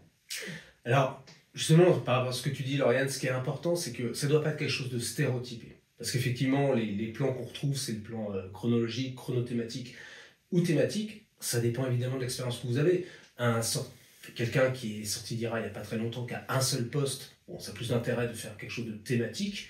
Évidemment, par contre, quelqu'un qui a une longue expérience, qui a 5 ou 6 postes, effectivement, là, on peut se dire qu'il reviendra sur quelque chose de plus chronothématique. Mais ce qui est important pour le jury, c'est déjà, il ne faut pas qu'il soit noyé. C'est-à-dire qu'il a peu de temps, alors comme je vous l'ai dit, hein, pour lire le dossier RAEP. Après, ça dépend des jurys. Il y a des jurys qui sont organisés avec un lecteur du dossier RAEP qui va poser les premières questions, lui qui l'aura lu de manière très approfondie, et les 2 autres qui l'auront plus lu en diagonale. Mais c'est important de ne pas oublier les 2 autres, pour un petit peu rappeler au départ, dans la présentation, dans l'introduction, ce que vous faites, quelles sont vos fonctions actuelles, et effectivement faire un déroulé sur insister sur votre parcours et finalement ce que vous avez comme vous pouvez mettre en avant, mais pas de manière complètement finalement comme on le disait, de manière robotique en disant oui, développement de projet, développement de réseau, management, enfin je veux dire bon, tout le monde fait à peu près la même chose. Non, il faut insister sur finalement l'action que vous avez mis en avant. Je vais donner un exemple.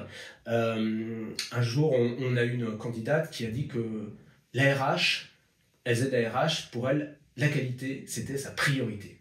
Donc là, rien qu'une incise comme ça vous donne envie de savoir plus. Ça vous donne envie de savoir c'est quoi faire de la RH de qualité de nos jours et non pas uniquement de la RH de dossier. C'est ce que tout le monde demande, c'est ce que la fonction publique demande. Donc, effectivement, c'est très important ces 10 minutes de qui vous êtes, quel est votre parcours et où est-ce que vous voulez aller. Parce que ça, on le retrouve chez beaucoup trop de candidats. Finalement, Normalement, cette présentation doit se terminer sur quel poste à la fin vous visez ou quel type de poste. Alors on ne dit pas un poste en particulier, mais qu'est-ce que vous voulez faire? Par exemple, je revenais sur quelqu'un qui est dans l'achat public, qui peut dire, tiens, j'ai envie de m'exporter et d'avoir des fonctions de directrice financière, par exemple, dans un établissement. Voilà, ça peut être intéressant. Parce que finalement, on voit, il y a une ouverture sur des fonctions beaucoup plus larges, et là, techniquement, on voit où vous voulez aller. Mais alors, comment on tient 10 minutes sans forcément tomber dans ce piège du 3 temps, de somme critique? Parce que, ok, on se rappelle qui on est, d'où on vient en 1 minute top chrono pour effectivement rafraîchir la mémoire des membres du jury. Donc en plus, voilà, il y a 3 personnes en face de nous, donc aussi voilà, en termes de regard, on s'adresse aux 3 personnes. Mais ces 9 dernières minutes, il y a ce dernier temps, les 2 petites minutes finales de conclusion peut-être sur comment on se voit par la suite une fois qu'on est reçu en tant qu'attaché principal. C'est beaucoup d'anecdotes, c'est beaucoup de croustillants. Alors, oui, alors toujours, on est d'accord que le vivant, de leur donner de la chair à ce 10 minutes, c'est très important. Effectivement, le REP en papier, c'est froid, ça reste de l'écrit. Donc, plus à l'oral, on peut se permettre de l'émotionnel, au sens premier, dans la limite, on reste au travail, on reste dans une posture qui doit rester quand même globalement aussi neutre que possible, mais on peut effectivement donner du corps. Alors, même quelqu'un qui a un parcours assez bref dans l'expérience professionnelle, il n'a pas qu'1 minute à dire sur son propre parcours. C'est pas vrai. C'est vraiment pas vrai. Alors évidemment, quand quelqu'un a 20 ans, il a énormément de choses à dire. Et là, je veux dire, moi, si on parle de nos carrières, 10 minutes, ça suffira largement pas. Enfin, on a de la matière. Le problème, d'ailleurs, sera plutôt de cutter à l'intérieur de ces 15 ans qu'est-ce qui est pertinent. Mais c'est vraiment une question d'introspection de soi-même, de qui je suis en tant qu'agent public, pourquoi je suis là et pas ailleurs, pourquoi je suis sur ces fonctions et pas ailleurs, et pourquoi je veux aller là-bas et pas ailleurs. Donc, comme il y a autant de réponses à ces questions, qu'il y a autant de personnes qui peuvent y répondre, on trouve le temps de donner de l'épaisseur. Si je prends sur un exemple, mais qui est juste à moi, parce que je ne veux pas trop divulgacher les secrets de mes collègues qui sont en pleine préparation du REP, mais jusqu'à mon principal A, je faisais, puisque moi j'ai fait donc l'essai, les B, le ASI, l'IRA, quasiment que du chronologique, parce que l'atypicité de mon parcours, effectivement, fait que le chronologique a du sens, puisque moi j'ai progressé vraiment de façon extrêmement linéaire. Donc c'est un parcours qui est très logique, en fait. Il n'y a pas de sujet de prendre le chronologique dans mon cas. Par contre, il y a 2 ans, quand j'ai fait le principal A, je me suis vraiment posée en disant, voilà, bon, ça fait quand même 10 ans que je dis la même chose à peu près, donc en vrai, je passe un step quand même en passant le principal A. Concrètement, là, si je me retourne sur ces X années de fonction publique, je suis partie de où, pourquoi je suis là, et de là m'est émergé tout un tas de souvenirs, de périodes dans ma vie. Donc du coup, j'ai repensé à des expériences qui se sont très très bien passées et qui m'ont donné envie d'eux, et des expériences qui se sont beaucoup moins bien passées. Pourquoi elles se sont moins bien passées et qu'est-ce que j'en ai tiré? Et ça m'a pris du temps de réfléchir là-dessus, chez moi, en parlant, en écrivant. Et au bout d'un moment, j'en ai émergé 3-4 moments que je considérais clés dans mon parcours. C'est la vocation service public qui naît au niveau des postes de catégorie C. À l'écrit, ces postes-là pour du principal A, je n'en fais pas une tartine. Je n'ai aucun intérêt à parler pendant 3 heures dans mon écrit de ces postes de C, parce que foncièrement, je faisais des bons de commande. Donc, il n'y a pas énormément de choses. Par contre, à l'oral, pour expliquer pourquoi je suis rentrée dans la fonction publique, pourquoi je suis là, là, ils ont du sens. Là, ils ont du coup un intérêt. Je peux les inscrire dans quelque chose de concret. Donc, j'ai fait ce moment-là, d'autres moments qui se sont bien passés, notamment la scolarité à l'IRA, qui a été vraiment un game changer dans ma vie professionnelle, m'a ouvert plein de choses dans mon esprit, mais j'ai aussi parlé d'une expérience que je considère comme un échec professionnel, et j'explique pourquoi je considère que c'est un échec, et qu'est-ce que j'en ai tiré comme conséquence, parce que ça a été très important pour moi, point barre. Donc, ça, c'est du corps, de la hauteur et du pourquoi. Je répète tout le temps ça, mais c'est vraiment ça. Pourquoi je suis là et pas ailleurs. Et ça, c'est un vrai travail d'introspection. Alors, des techniques, il y en a plein. Il y en a, ça va être écrire, il y en a, ça va être se parler à soi-même, il y en a, ça va être s'enregistrer pour petit à petit, et il y en a, ça va être parler. Parler avec des gens de votre famille, parler avec des collègues aussi, qui vont peut-être vous aider un petit peu à faire sortir ça. C'est ce que je fais dans le mentorat, justement, et qui est complémentaire à cette partie formation où on va donner des conseils, mais qui a ses limites. Dans le mentorat, c'est ce qu'on fait. On dit, raconte-moi ta vie, en fait. Raconte-moi Non, mais vraiment, littéralement, enfin, ta vie Comme professionnelle, du coup. un peu aussi. Oui, mais c'est ça. Et en fait, c'est. Hop, hop, arrête-toi là. Pourquoi, du coup, t'es resté que 6 mois sur ce poste, en fait? Oh, parce que c'était pas intéressant. Pourquoi c'était pas intéressant? Et on va te tirer des fils. Voilà, j'ai des collègues qui ont des parcours en communication, par exemple, qui est un domaine où on pourrait penser qu'il n'y a pas de hauteur stratégique et que ça va être compliqué de vendre quelque chose à l'oral. Et en tirant le fil de la conversation, on se rend compte que si, en fait, cette com est à l'appui d'une stratégie forte, et ben voilà, tu as trouvé ton axe. Donc maintenant, développe-le.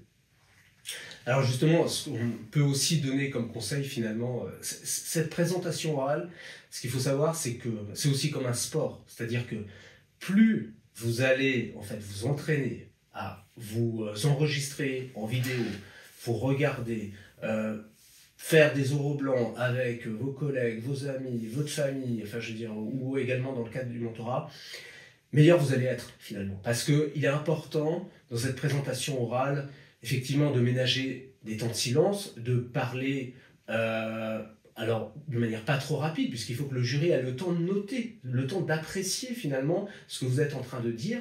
Et puis, alors on sait tous que c'est un exercice compliqué, parce que effectivement, en tant que candidat, on passe devant un jury, on se sent jugé, mais ce qu'il faut avoir en tête, on le dit souvent, ce sont des futurs collègues qui auront envie de travailler avec vous, et il faut leur donner envie de travailler avec vous. Et ce qu'il ne faut pas oublier, effectivement, mais ça c'est une réalité très prosaïque, c'est que en tant que candidat, on ne se voit que soi, on ne voit que sa présentation. Il ne faut pas oublier que le jury voit généralement une dizaine à peu près de candidats par jour. Donc c'est pour ça qu'il faut le rendre vivant, cet exercice.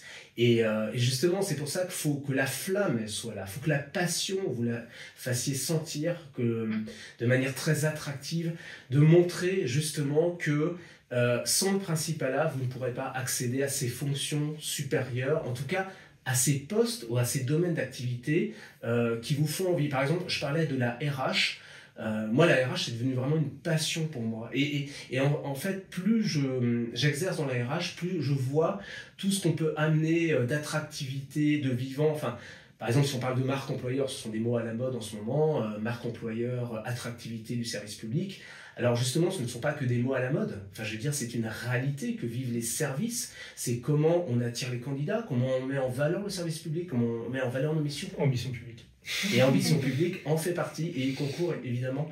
Mais donc voilà, rendez attrayant votre présentation, c'est hyper important. Et il ne faut pas avoir peur des fonctions support, effectivement, parce que ça aussi on peut se dire, entre quelqu'un qui est sur, voilà, chez moi on va avoir des gens qui travaillent sur la politique de la vie, l'insertion, enfin des choses très concrètes, et vous avez aussi les RH, les risques, la com, et bien pour autant c'est ce qui permet aux autres de fonctionner, donc ça a son importance et il faut le vendre tel quel. Après un petit tips tout bête aussi quand même, parce que bon là on parle vraiment de l'aspect qui va donner le petit shine en plus, mais il y a quand même aussi des trucs basiques à respecter, c'est qu'il faut respecter les 10 minutes. Parce que si vous dépassez, on va vous couper la parole. Donc ça, c'est clair que vous ne pourrez pas développer votre propos. Mais si vous faites moins, toute minute que le jury a en plus, c'est du temps en plus de questions. Hein. Donc vous n'avez pas intérêt de toute façon à faire moins que 10 minutes et maîtriser son temps. Pour tous ceux qui ont animé des séminaires avec des gens, c'est pas facile, c'est pas inné en fait d'être capable de tenir son propos en 10 minutes, 5 minutes, 15 minutes, ça s'apprend. Et donc là, comme le disait Emmanuel, hein, faites. On a aussi parfois des tics de langage.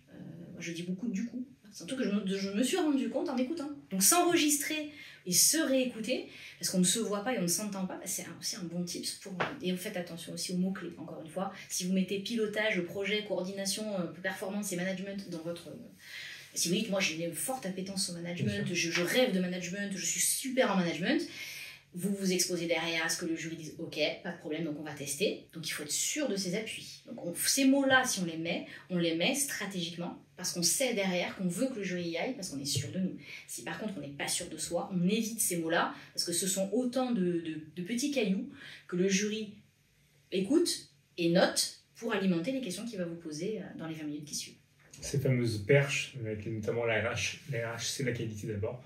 Qui nous a bien intrigués. Donc j'espère que la candidate avait un petit peu expliqué quand même, ou elle avait juste gardé ça en leitmotiv. Non, elle a expliqué. Alors ce que je voudrais dire aussi, c'est que plutôt que les mots valises dont on parlait, conduite de projet, management, comptez surtout sur la pluralité du jury. Il faut savoir qu'un attaché principal, en tout cas, il a des notions à peu près tout... Enfin, plus poussé qu'un attaché, c'est-à-dire que en termes de budget, marché public, RH, prenons par exemple un DRH. Par exemple, un DRH d'université, s'il a un candidat face à lui qui est dans du budgétaire, effectivement, ce qui va l'intéresser, c'est, alors non pas quand le budgétaire rentre trop dans la technique, mais si le budgétaire commence à lui parler de la maîtrise des risques financiers, ça va faire écho finalement à la maîtrise des risques qui peut exister aussi en RH. Enfin, je veux dire, que ce soit les recrutements, les avancements, enfin, la maîtrise des risques, ça concerne tous les process, en fait, de la fonction publique.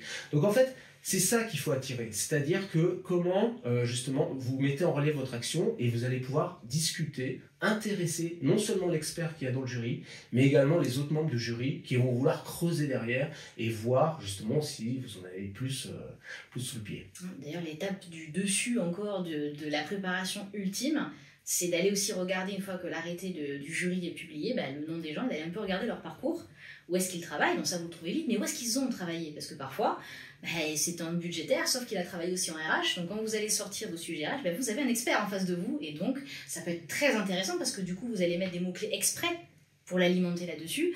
Ou du coup, voilà, vous allez faire attention à ne pas mettre ces concepts trop en avance parce que vous avez peut-être quelqu'un, voilà, j'ai un exemple d'une collègue que je ne citerai pas, mais qui a effectivement à un moment voulu mettre un mot, alors pas un mot valise, mais un mot très technique en fait, dont elle a pris connaissance, mais il y a peu de temps avant, vraiment c'était 6 mois avant. Voilà, et sauf qu'elle C'était quoi ce mot? Ah, c'était l'intrapreneuriat, un truc comme ça, voilà, un des deux, voilà. Ok. Et elle l'a placé dans son 10 minutes. Elle avait quelqu'un en face d'elle qui connaissait énormément le sujet, qui donc légitimement en plus, parce que comme Emmanuel lui, on donne envie.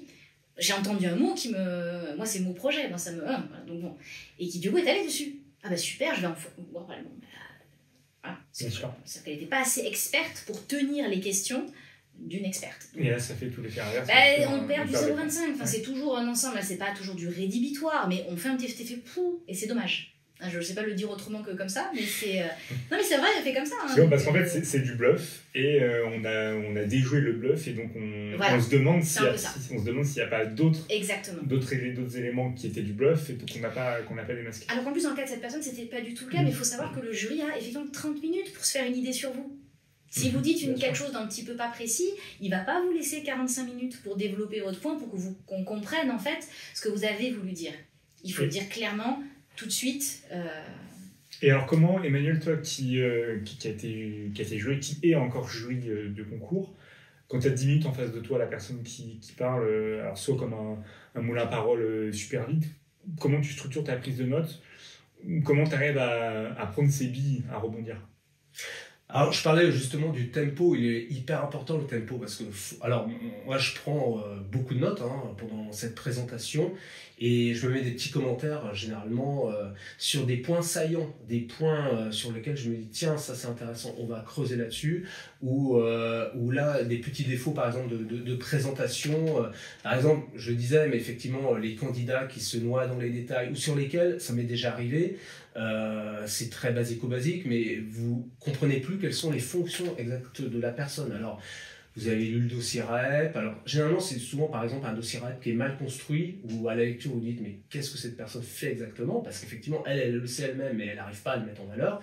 Et donc, là, ça peut partir assez mal, parce qu'effectivement, le jury peut reprendre derrière, justement, à l'issue de ces 10 minutes, en demandant, mais attendez, il y a combien d'effectifs dans la structure, combien de budget, enfin, je veux dire, dans quelle organisation vous vous situez. Donc voilà, c'est pour ça que c'est important de respecter un tempo qui laisse la prise de notes, qui met en avant des points saillants sur lesquels il faut bien insister. Effectivement, intrapreneuriat, c'est très intéressant. Tout le monde a entendu parler d'intrapreneuriat, mais est-ce que tout le monde sait ce que c'est? Pas forcément. Le jury peut être intrigué par ce qu'il y a derrière. Et donc voilà, c'est important, et ça joue aussi sur finalement le charisme naturel du candidat. Il ne faut pas oublier qu'un attaché principal, comme je disais, c'est quelqu'un qui va être capable d'être en représentation. C'est le saut aussi, enfin je veux dire, psychologique. C'est-à-dire qu'un attaché peut être finalement chargé d'études, chargé de mission, mais jamais amené à expliquer dans des réunions. Et c'est important, l'attaché principal, il se retrouve face à lui, il y aura une diversité d'interlocuteurs qui parfois peuvent poser des questions assez précises, assez approfondies, pour lesquelles l'attaché principal, sans avoir, enfin je veux dire, la connaissance du domaine, va être capable d'expliquer la position effectivement de son administration. Donc voilà, ces 10 minutes, elles sont essentielles parce qu'effectivement, c'est là où vous vous présentez devant le jury et vous allez donner envie au jury. D'accord, donc sur ces 10 minutes, s'il faut retenir une phrase, c'est qu'en fait, il faut être intéressant, réussir sur son expérience professionnelle à avoir pris le recul nécessaire pour que le membre du jury ait passé un bon temps, ces 10 premières minutes qu'elles étaient intéressantes, et ensuite, lors de ces 20 minutes d'échange, de creuser. Alors comment ça se structure un petit peu, ces 20 minutes d'échange? Alors, généralement, les 20 minutes d'échange commencent par le membre du jury qui a lu de manière approfondie le dossier REP. Après, ça dépend des ministères. Cette organisation-là peut varier, les 3 membres du jury peuvent l'avoir lu de manière approfondie également, tous les 3. Mais ce qui va se passer, c'est qu'il y a un membre de jury qui va poser des questions plus précises, justement pour voir si le candidat connaît bien son domaine, si ce qu'il a mis en avant, justement, si la personne parle de pilotage de projet, donc on va voir quelle était l'action réelle derrière. Donc voilà, donc c'est pour ça que c'est intéressant, enfin, ce qui est important, c'est de, quand on dit tendre des perches dans le dossier REP ou dans les 10 minutes de présentation, oui, c'est important. Alors, effectivement, il faut pas que les perches soient trop voyantes, parce que sinon le jury n'aura pas envie, il va se dire mais non, mais là je sens que le candidat est en train de guider complètement l'entretien, c'est pas du tout l'objectif. Donc voilà, mais il faut donner envie. Et honnêtement, en tant que membre de jury, il y a des candidats qui m'ont donné envie d'en savoir plus. C'est-à-dire que là, je me suis dit, là, voilà, là, j'ai envie de savoir si derrière, ce candidat a une connaissance beaucoup plus approfondie de ce qu'il avance. Donc, généralement, les questions se structurent de cette manière-là, au tout début. Donc, effectivement, Lauriane, après, ensuite pourra compléter, mais il y a 5 minutes de questions plus approfondies. Et ensuite, les autres membres du jury vont poser des questions, alors souvent pour des ministères où il y a plusieurs domaines d'activité, il y a plusieurs champs, pour voir si le candidat connaît bien, en fait, finalement, tous les univers de son ministère. Je prends par exemple le cas du ministère de l'Intérieur. Pour résumer, en fait, il y a la préfecture, gendarmerie, police et la sécurité civile. Donc, est-ce que le candidat de la préfecture connaît bien la police ou la gendarmerie? Un candidat en préfecture, est-ce qu'il connaît bien la réforme de la police nationale, par exemple? Donc voilà, on va voir si vous avez de la curiosité d'esprit. C'est très important, cette curiosité intellectuelle et le fait, finalement, d'embrasser toutes les thématiques, toutes les politiques publiques de votre ministère. Alors, on ne demande pas que vous sachiez de manière approfondie et de réciter tout le rapport de la Cour des comptes, par exemple, sur l'immobilier en gendarmerie nationale. C'est pas du tout l'intérêt. Et au moins, comment est structurée de manière l'organisation territoriale de la gendarmerie. Voilà, est-ce que vous savez à peu près comment est organisé votre ministère pour que vous puissiez naviguer, finalement, dans votre ministère?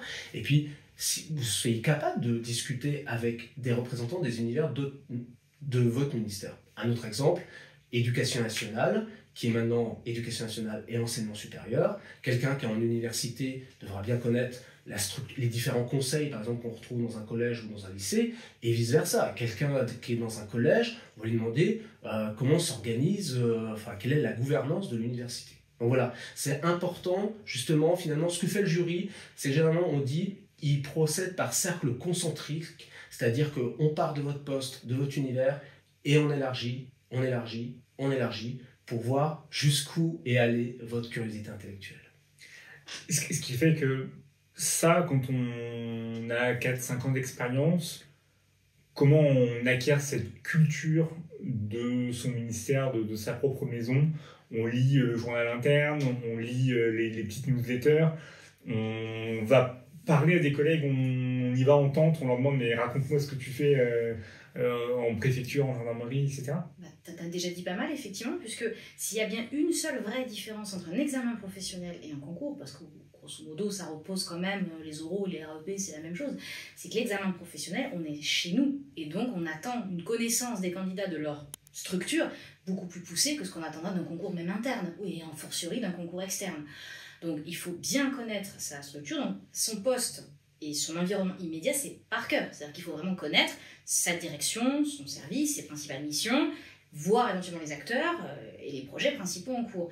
Mais là, si je prends sur la Caisse des dépôts, effectivement, il faut être capable, c'est un peu les règles qu'on se fixe quand on est en jury là-dedans, de parler des métiers de la Caisse des dépôts qui sont à la Banque des territoires et à la direction des politiques sociales, les grands métiers, les grands projets structurants et comment fonctionne le modèle économique de la Caisse des dépôts, donc les directions annexes, quel est leur rôle pour soutenir cette activité. Et il faut descendre à un niveau de granularité quand même relativement fin. On doit être capable de dire beaucoup de choses sur notre structure. Alors comment on fait pour savoir ça ? Eh ben, tu les as déjà quasiment toutes données, hein. C'est que même si on est jeune dans la structure, ben on a un intranet. Et donc, on siphonne l'intranet, hein, littéralement. On va chercher les organigrammes. Sur les différentes pages, les différentes directions, il va bien y avoir une descriptive des principales activités de cette direction. Donc, on se fait déjà des petites fiches, hein, on note. On a évidemment une veille active, cette fois, et pas seulement passive, sur les actualités qui vont toucher nos ministères respectifs. Si on a un projet de loi en discussion à l'Assemblée nationale et qui nous concerne, évidemment qu'il faut être capable d'en parler, même si on ne travaille pas dans le service qui s'en occupe. Et l'autre point que tu as cité et qui est peut-être le moins utilisé, c'est évidemment d'aller proposer à des collègues, même si on ne les connaît pas, de dire voilà, écoute, ça va me coûter un café, ça va me coûter un sandwich à la pause déjeuner, mais est-ce que tu accepterais de me présenter les principales activités de ta direction, de ton pôle, de ton bureau, de ton service? Et l'immense majorité des gens disent oui, enfin, quand même pas, c'est très rare qu'on va dire non. Et c'est pour ça que l'oral se prépare longtemps à l'avance aussi. Hein. On ne va pas parler que de votre propre activité, c'est pas vrai. Il faut être capable de dire beaucoup, beaucoup de choses. Pareil, si je prends un exemple juste sur moi, donc dans la Caisse des dépôts et consignation, il y a le mot consignation. Moi, on m'a demandé, alors je ne travaille pas du tout là-dessus, hein, de donner la définition d'une consignation, le cadre juridique qui encadre les consignations, des exemples de consignation, et on m'a même arrêté quand je commençais à rentrer dans les plus connus des cas des consignations, en disant oui, mais ok, celle-là d'accord, mais plus dans le détail. Et de filer des chiffres et des encours et combien on en a, après on s'arrête là. Une fois qu'on a vu qu'on est capable de poser les bases, le jury s'arrête. Mais tu as donné le triptyque, hein, le site internet, la veille active et aller voir les collègues. Sachant qu'on peut commencer d'abord pour aller voir les collègues qui occupent des missions qui nous intéressent et sur lesquelles peut-être on se projette. En tout cas, c'est peut-être déjà le... A fortiori, oui. C'est-à-dire que si on me dit, moi, ce que j'ambitionne à moyen terme de ma carrière, c'est de travailler dans une direction régionale de la Caisse des dépôts pour un projet, pourquoi pas de secrétaire général de DR, oui, il faut être capable de dire ce que c'est qu'un secrétaire direction régionale, pardon. Direction régionale. Donc, c'est les parties régionales de la Caisse des dépôts. Donc oui, là, typiquement, il faut aller essayer de parler à quelqu'un qui travaille en secrétariat général de direction régionale. Il faut lui demander, ok, au-delà de ce que je vais trouver sur l'intranet, qui va me décrire à peu près l'émission, concrètement, c'est quoi les enjeux de ton métier? Concrètement, c'est quoi les problèmes? Concrètement, c'est quoi les projets clés dont il faut que je sois capable de parler? Donc oui, si vous citez une typologie de poste ou une direction où vous aimeriez aller, vous la connaissez autant que votre direction d'origine, clairement. Et alors, est-ce qu'il y a une dernière étape? Parce qu'on parlait des cercles concentriques, ces mises en situation, elles interviennent aussi à la fin de l'oral, où elles peuvent être surprenantes, voilà, on passe du tout au tout. Est-ce qu'on essaie de déstabiliser d'ailleurs? Est-ce qu'on essaie de déstabiliser le candidat, pas forcément de le stresser, mais de voir un petit peu sa capacité de réaction à des questions qui passent du coq à l'âne? Alors, en fait, cette mise en situation, effectivement, elle intervient nécessairement, généralement, c'est une mise en situation à la fin de l'oral, par équité, hein, vis-à-vis de tous les candidats. Alors, je pense qu'il y a quelques années, l'objectif, c'était de déstabiliser. Alors, évidemment, les jurys sont formés sur le fait qu'il faut être beaucoup plus bienveillant vis-à-vis des candidats. Après, c'est une mise en situation managériale. Et ces mises en situation, généralement, elles sont issues d'exemples vécus par les managers en tant que tels. Et souvent, alors moi quand j'étais candidat, parfois je me disais mais ça n'arrive jamais en fait cette mise en situation. Et après quand vous le vivez en tant que manager, quand vous êtes mis de face à cela où il faut réagir rapidement, il faut trouver les bons arguments très rapidement, effectivement on teste votre capacité à quoi faire finalement, mobiliser les règles statutaires, qu'est-ce que je peux faire face à ça? Il y a le code général de la fonction publique, voilà, enfin je veux dire, allez voir sur servicepublic.fr, en tout cas, parce qu'il faut savoir que tout encadrant, tout attaché principal a des notions un peu plus poussées que l'attaché en termes RH, en termes budgétaires. Par exemple, on parle des marchés publics. Je veux dire, tous les encadrants savent qu'il y a le délit de favoritisme qui existe. Enfin voilà, il y a la responsabilité des gestionnaires publics, c'est quelque chose de très important et à la mode des commandes et à la mode. Et ce que je veux dire, c'est qu'il faut l'avoir en tête parce que ça peut mettre en risque une organisation. Et donc, ces mises en situation, elles sont là pour ça, pour savoir si vous avez les règles essentiel de quoi faire dans ce cas-là, et est-ce que vous allez être réactif, et est-ce que vous allez arbitrer en tant que futur encadrant. Voilà, c'est ça qu'on attend. La mise en situation ne tombe pas de nulle part. Hein. Normalement, les temps sont bien délimités sur les temps de question. Quand à l'intérieur des séquences, oui, il peut y avoir un petit côté, pas tant de déstabiliser au sens négatif du terme, mais peut-être plus de voir la capacité de la personne à tenir une position managériale, par exemple. Tout simplement, parce que plus on monte en responsabilité, plus on va se trouver parfois dans des moments où il va falloir porter une position qui n'est peut-être pas partagée par les collègues. Oui, si au moindre petit « ah bon, mais je suis pas d'accord », on recule, effectivement, ça peut traduire des choses. Donc, ça va être sur ce genre de... D'ailleurs, il y a une erreur aussi que font parfois les gens, c'est de penser que parce que le jury demande « mais vous êtes sûr », c'est forcément que vous avez dit une erreur.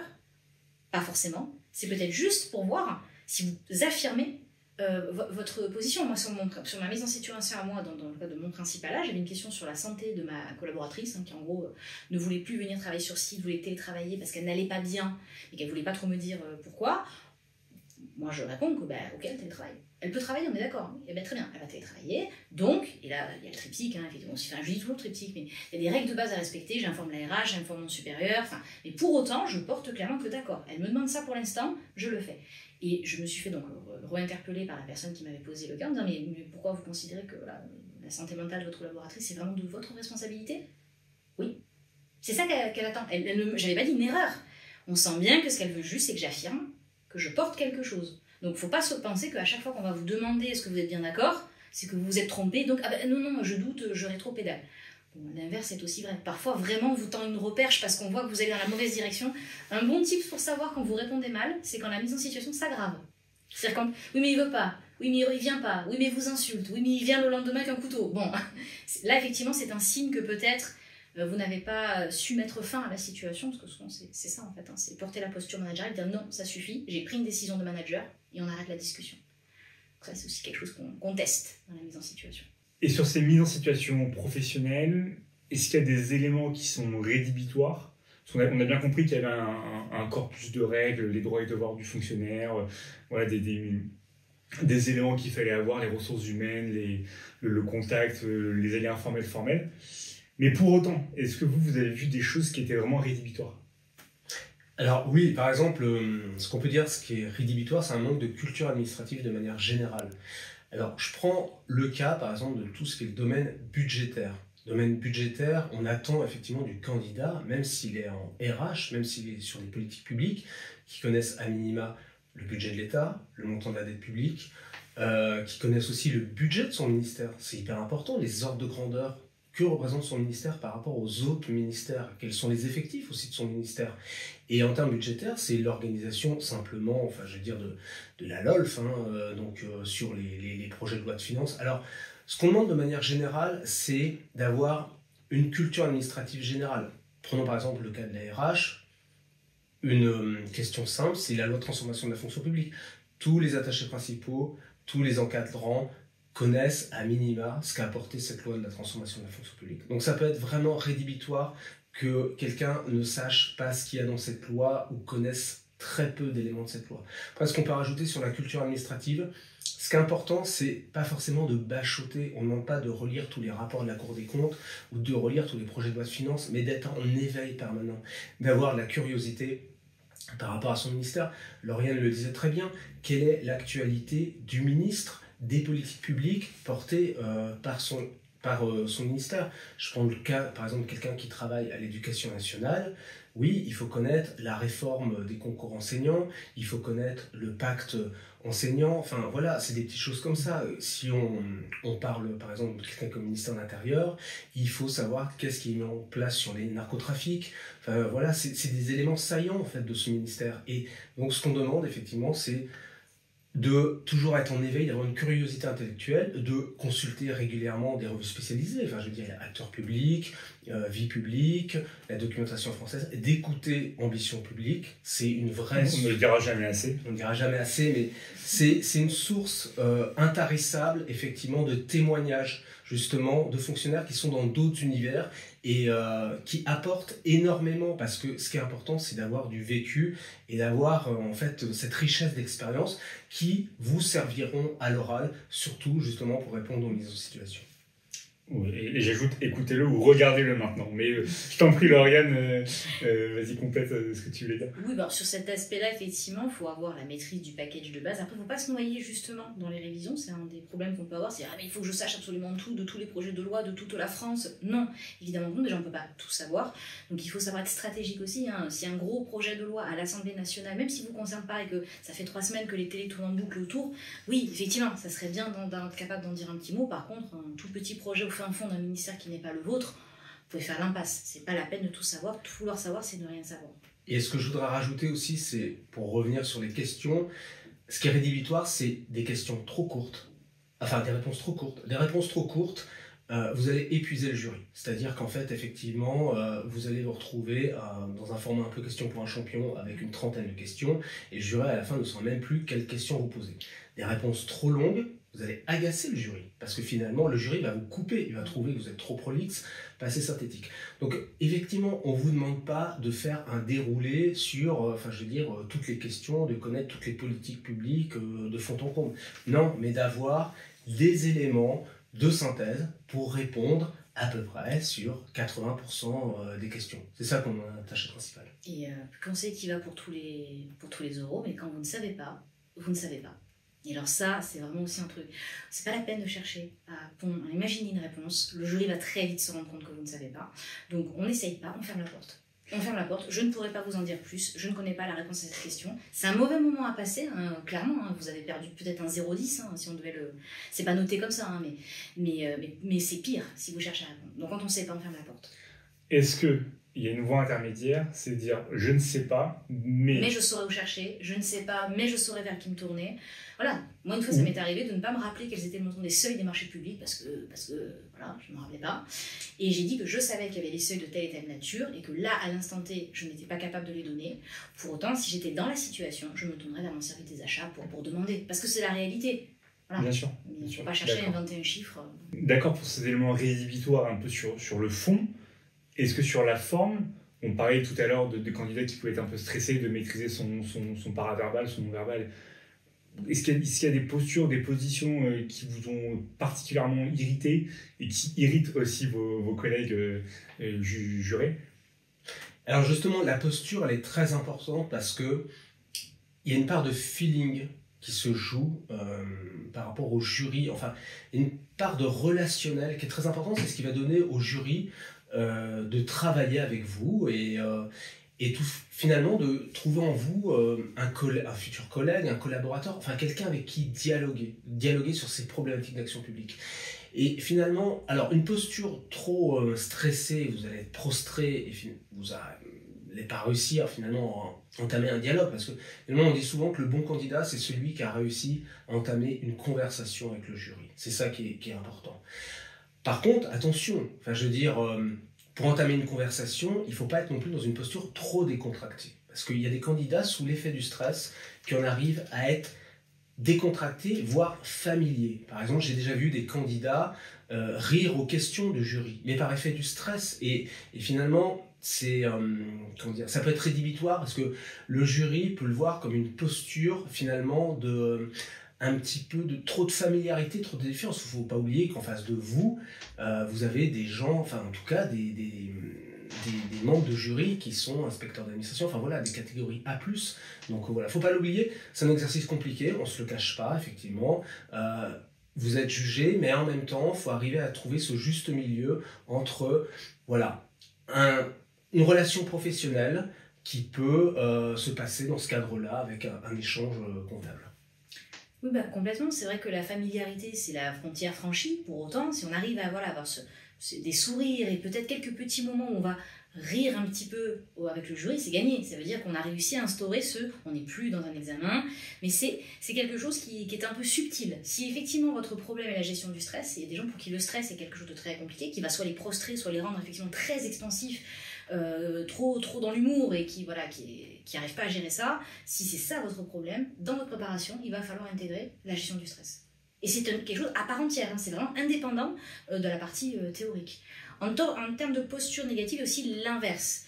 On demande beaucoup, notamment dans le principal, plus on monte, plus c'est vrai, d'avoir une vraie confiance en soi. Effectivement, il faut avoir confiance en soi, en ses connaissances, pour On se positionne, on parle clair, on parle droit, on affirme des choses. Donc il faut une part de confiance en soi. Et certains candidats pensent qu'il faut tellement avoir confiance en eux, qu'il faut tellement le surjouer, qu'ils arrivent en mode conquérant, en mode parfois agressif. Ça peut être vraiment perçu par le jury comme une forme d'agressivité. Dans les mises en situation, c'est très vrai.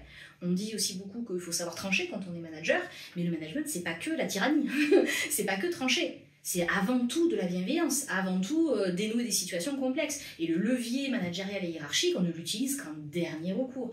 Moi, j'ai effectivement un souvenir d'un collègue en préparation qui, quand je lui ai fait une mise en situation assez simple sur le management avec une collaboratrice qui n'était pas assez formée sans doute pour faire les missions qu'elle avait à faire, dont la première réaction était déjà de me dire que sans doute que lui, en tant que chef, il l'aurait forcément vu, puisqu'il est très fort, donc il l'aurait vu. Donc il ne comprenait pas pourquoi je posais la question.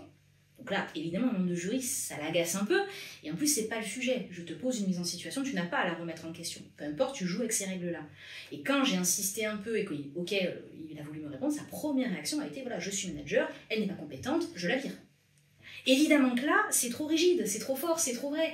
Tu veux tellement endosser un rôle que du coup, tu te desserres en oubliant ce qu'est le manager. Évidemment que c'est pas un tyran. Et j'insiste sur le mot rôle, en fait. On ne demande pas de jouer un rôle.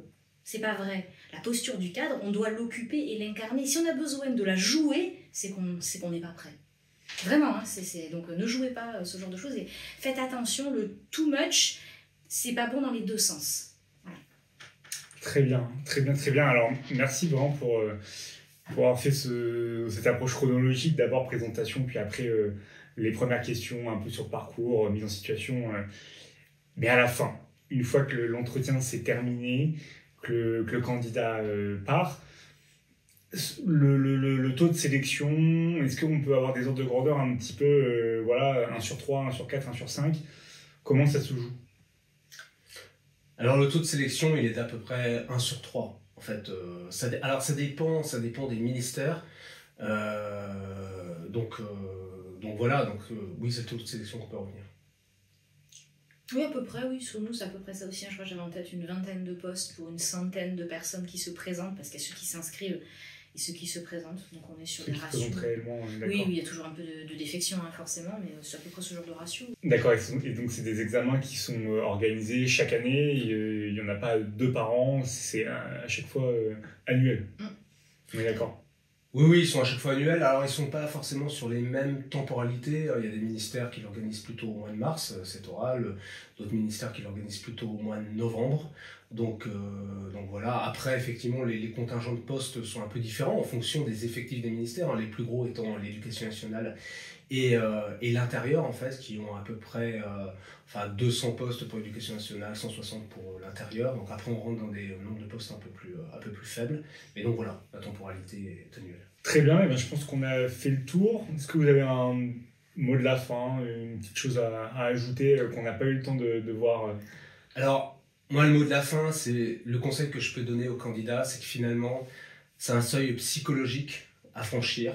Et que le principal là, en fait, ce n'est pas que de la rémunération ou ce n'est pas que d'avoir un grade supplémentaire. Et la motivation principale, elle n'est pas là. La motivation principale, finalement, c'est votre envie d'agir pour l'action publique, envie de grandir aussi au sein de nos organisations. Enfin, ça peut être l'État, ça peut être la territoriale, ça peut être l'hospitalière.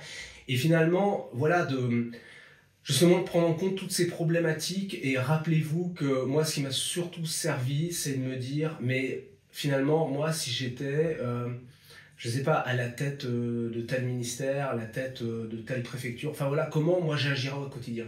Être attaché principal, ça vous rendra solidaire finalement de l'action du gouvernement, de l'action de votre ministère, enfin je veux dire sans parti pris politique, mais vous verrez que en fait finalement c'est compliqué de répondre à une problématique d'action publique. Et c'est génial parce qu'en tant que citoyen, vous vous dites, voilà, il y a une problématique d'action publique, comment le ministère peut y répondre. Une fois que vous vous sentirez solidaire de tout ça, et bien finalement vous progressez, vous vous sentirez prêt à passer cet oral avec succès.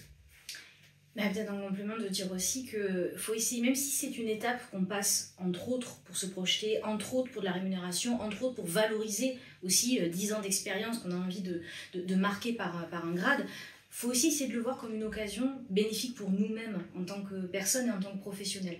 Le principal là, c'est le moment de faire un stop sur sa carrière, de se poser des questions. Ça peut peut-être vous ouvrir des perspectives sur des postes sur lesquels vous ne seriez pas projeté si vous n'aviez pas pris ce temps d'introspection nécessaire à la préparation. Ça vous aidera aussi à mieux le faire et préparez-le à l'avance. On a beaucoup de contraintes quand on est en examen pro, c'est qu'on travaille en même temps qu'on doit préparer un concours. On n'a pas une année qu'on peut consacrer à la prépa et pour autant on a des pauses déj. On a des pauses qu'on peut sacrifier, on a toujours du temps, et plus on l'étale dans le temps, et plus c'est absorbable, parce que c'est la contrainte principale de l'examen pro, c'est qu'on travaille, donc on n'a pas forcément beaucoup de temps à y consacrer. Étalez-le dans le temps. Merci beaucoup, merci pour tous ces éléments, et puis la suite, bien sûr, allez écouter peut-être des épisodes sur les attachés. Le dernier en date, Laurent Borgnet, qui était attaché principal, et on avait cette nuance lors de l'épisode, et découvrir les autres épisodes. Merci à vous, merci Lauriane, merci Emmanuel. Merci.